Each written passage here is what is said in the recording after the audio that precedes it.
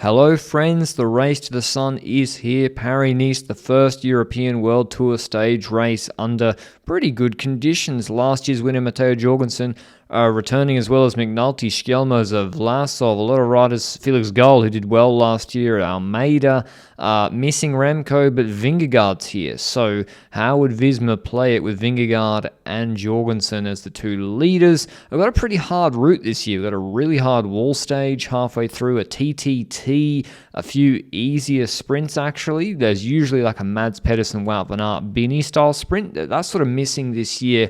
Although today's stage, if there was crosswinds, could have been that. There's a hill with bonus sprints and seconds for the GC guys, 10Ks to go. But look at these trees. Analyze the trees for me. What do you see? That's right, you don't see much. You don't see much movement. No crosswinds, and these first two stages, as you know, ball knowers in Paris-Nice, the crosswinds in the first two stages as they come from the north of France can be pretty hectic.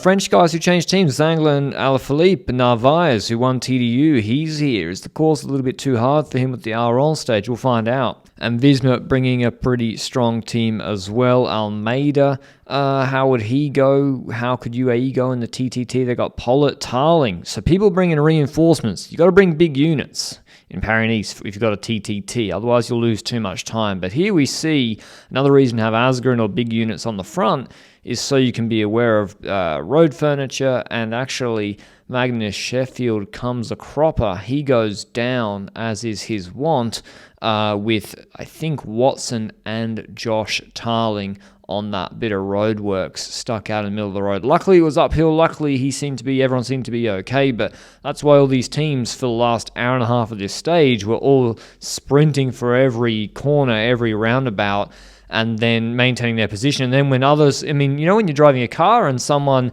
you pull over for an ambulance or a police car and then someone tries to follow it through, that's what Pollitt's trying to do right now. And Garcia Cortina says, absolutely not.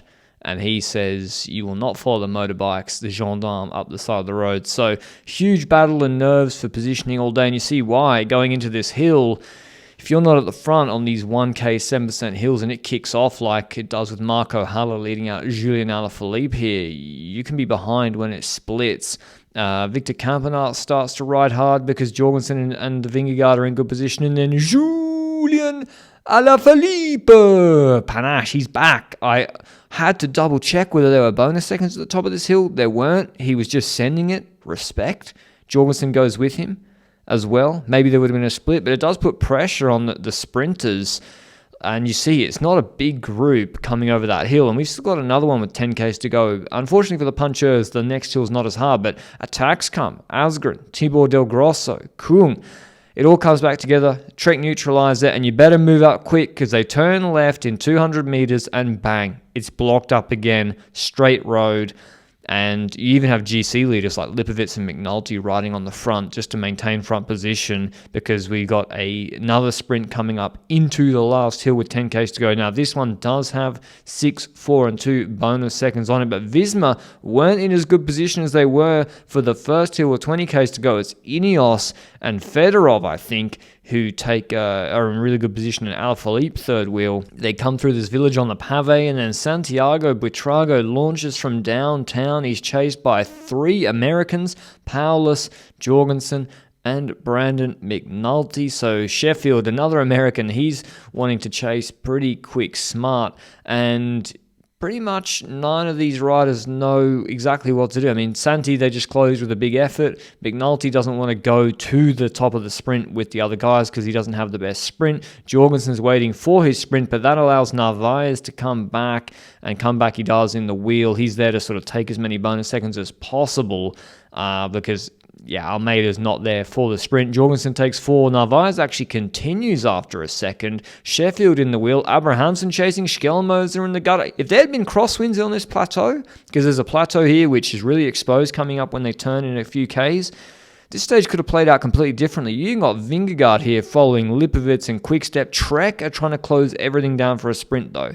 They've got Alex Kirsch in position, or Dan Ola. It's, I think, Kirsch. And then he jumps again, Tobias Foss. So Ineos, they don't want a sprint. They want to go clear with the Tarling, a Vos. They got the TTT coming up, which they're usually good at on Tuesday. Maybe they can go into the yellow jersey afterwards. And it's Tarling who jumps again for them.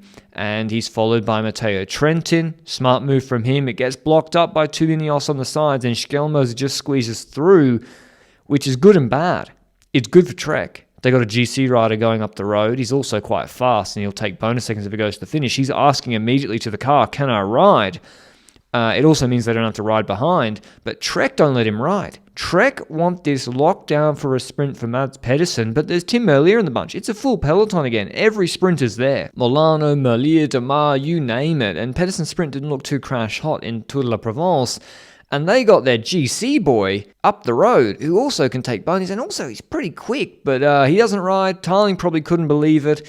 Jayco shut it down in the end for Ben O'Connor's GC, and suddenly we got a huge fight. Flamme Rouge with about 500 to go, more or less. There's a left-hand turn, maybe 550. You see Zangler and others. They shoot up this open side. Quickstep and Alpecin had been on the right side, and they get through this corner first. Bert van Leeuwenberger in perfect position just behind Merlier, and he sees that he's about to get washed over. He sees speed coming from Total on the left-hand side. He jumps, keeps his wheel free early, and this is the perfect job from a lead-up man who's sort of alone with Merlier in the last K. Merlier lets his wheel go, but then follows it's a Bahrain rider, and he's not going to go all the way to the front. He's going to drop in right on Kielich with 350 to go. Bert pulls off. Merlier's third wheel. Others will do the lead out for him. He makes sure to keep his wheel free to the left-hand side. It's also conveniently a bend to the right-hand side, so the riders will go to the barrier and the left will always open up, and he's able to launch his sprint exactly when he wants. Kielich moves over to the left-hand side because it's a bend as well, and the stage favourite for the day wasn't able to be dropped, wasn't boxed in, and does the business. Tim Merlier winning his 5th race already this year ahead of Demar. Dainese third, I believe it was, then Molano, Zangler, Fedorov, Van Dijk, Kielich, Albanese, Valschad. Here's what Tim Merlier had to say after the stage. It's always nice to start a stage race, and again a victory in Paris-Nice. Really proud with it. It was a stage where we were expecting quite a few fireworks if there had been more wind, but still it was pretty demanding out there. I think from 70 kilometers to go, Visma started to make the bunch really nervous, and from there on was really nervous. There were some attacks on the climbs. Julian, Lelou attacked there, I think. Second one was for the bonifications.